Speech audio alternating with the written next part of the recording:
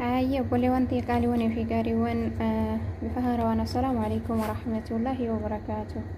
ولا جرعتان سنة جرى أما فيديو إسلام فاتي وليد تيبيني أما مالقونا هارجي نوها في هارجي في بشاني بكين بودر وني نوها في وني مراي تيقوني جرى هارجي بكين بودر بشان سنبودا غير خورني قلتو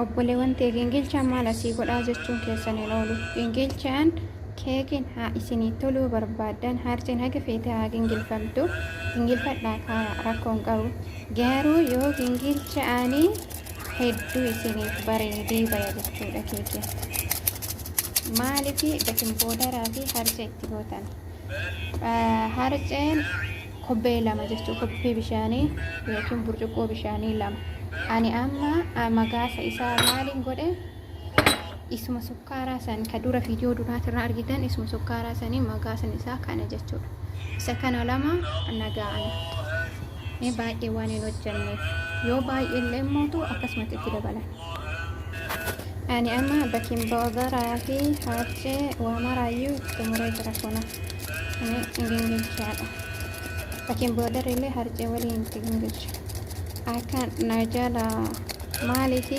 ispoonjii ta'ee naaf haa bayuuf keekii naan hojjedhu kun ispoonjii ta'ee naaf haa bayuuf kan eenyummaan obbamoo feetanuu dalagaa laalaa jarraba karaa kanallee namni martinuun haa baratuu haa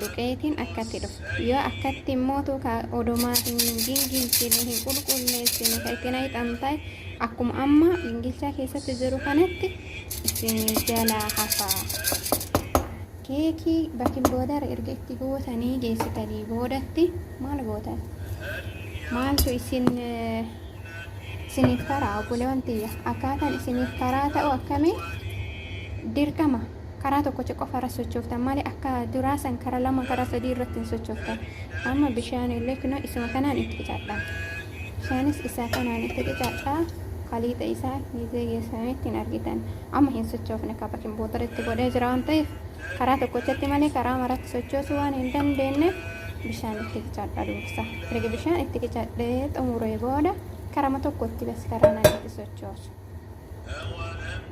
kanaafi miqdaarri bishaanii yookiin bishaan gimmitiin bishaanii hagamii jettan burcuqqoo bishaanii ni agartanii isinitti argisiisa takriban burcuqqoo bishaanii tana ni agartanii harcillee isimaanii bishaanillee isimaanii zaytillee isimaanii warri magaasa hin qabne warri miqdaara isaa yookiin wan ittiin hojjettan hin qabne jechuudha fakkeenyaaf kan amma kuni ni jira kanaan yeroo kamiyyuu ka beeku gimmiti hagam akka godhu hagam akka dhiisu hin beeka kanaan jechuudha kun wani mootu waan nama isin bira jiruun waa hooma isinitti toluun godhuu dandeettanii amma inshaallah hin eegallaka deebifannee jira kallaaxaa keenna keessatti karaa tokko qofa irratti joorsine karaa tokkoon alatti hin joorsine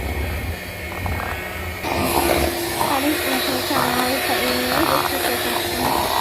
betul ukur diskan ikan mana sana ukur dah mengkol tas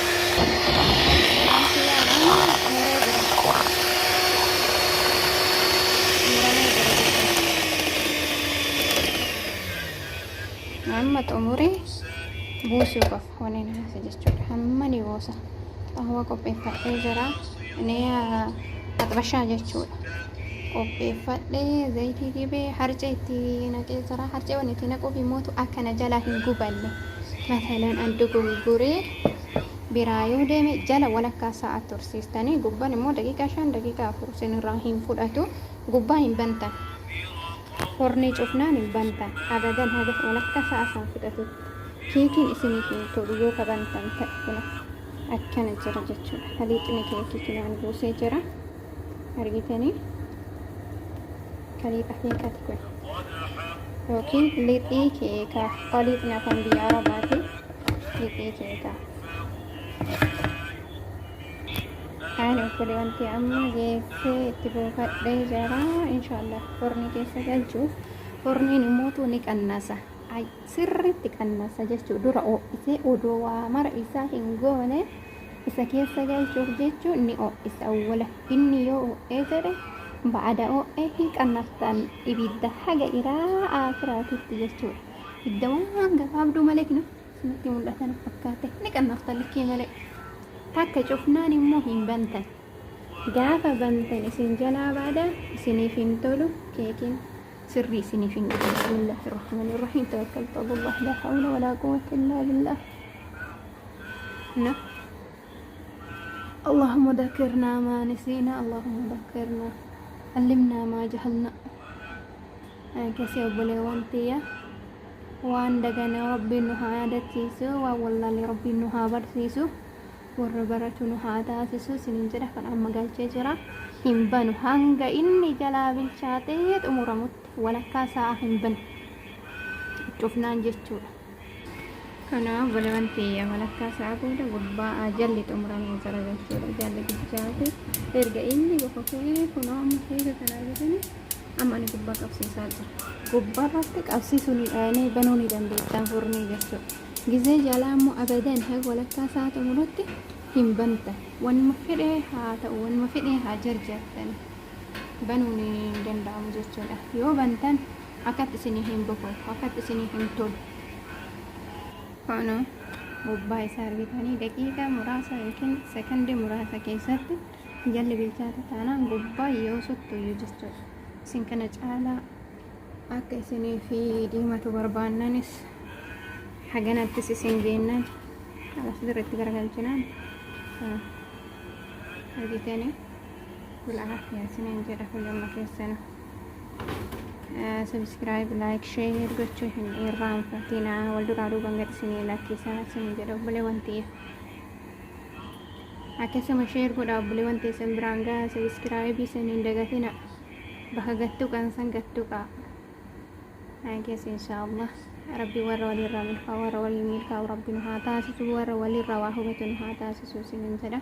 Amma kuni xumuramee jira bas gubbaaf jalalleen xumurame xumurri isaa isa kana ta'ee jira. Daftanii immoo itti qadaadda. Maaliif yoo itti qadaadda ni fuuraan isaa gubbaa isaa kana isin jalaa balleessa.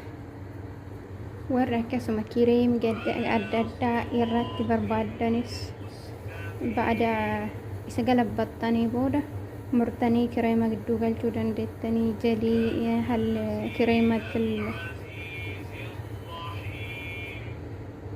kireemiin gosa hedduu jira ni beektan.